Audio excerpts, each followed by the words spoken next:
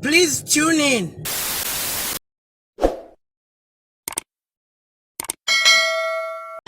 I relocated to Zambia 3 years ago when the pandemic started, and I've just used this time to create my latest project, As Above So Below. Meet new people who I got to work with, like producers, and collaborate with new people on music I've listened to ever since I was a kid. And just, grow my knowledge and experience of being at home and being an artist at home. Well, As Above So Below is to do with your outer world being a direct reflection of what's happening within you. My career started in Australia, and for a long time I felt like I had to defend myself and my culture and always, push my community forward and fight a lot of, obstacles to get us seen in the mainstream and get our story seen in the mainstream. And it got to a point where it was really weary and very tiring, and the music became less about showing the joy that comes with being a black artist and more about defending that artistry. And I remember coming home and feeling like I didn't have to do that anymore.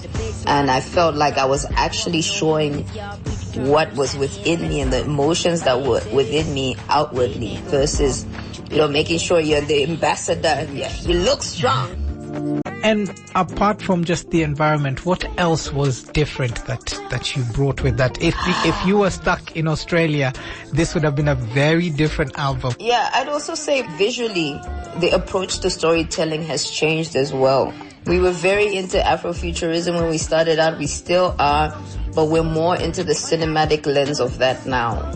How do we envision our stories outside of Africa, knowing full well that the people who are looking in may not be African? How do we tell sci-fi in an African way?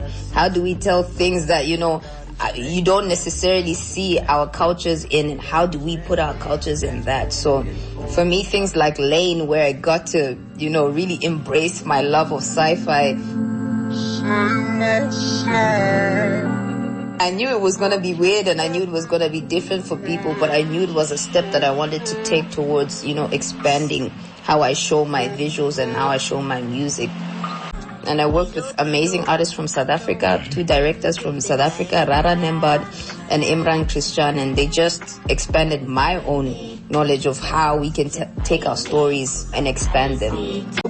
Another thing was being introduced or reintroduced to Zamrock, which is huge for me because I got to get some insight into things I didn't know. My uncle was part of one of the founding members of which I really could have used that information when I started my career, because it was quite a lonely road in the beginning, and you're a continent away. You're just like, what?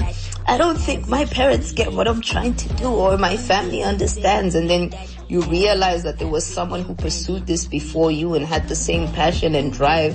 Zambians are very, I'd say, conservative people. Doing psychedelic rock and traditional Zambian music in the 70s, that's like, what is this? And so for my uncle to be able to do that and to relay those stories to me and encourage me to continue to push myself and expand what I see as music and Zambian music, to me was one of the biggest encouragements of my career, because for a while it was, I'm the only one in my family to do this, and now that's not true, luckily.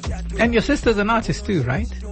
My sister is an artist. She released her first EP, Seasons, which is beautiful. My cousin is also a musician as well, Tio. He was also in one of the songs that has done amazing for us this month, Never Forget.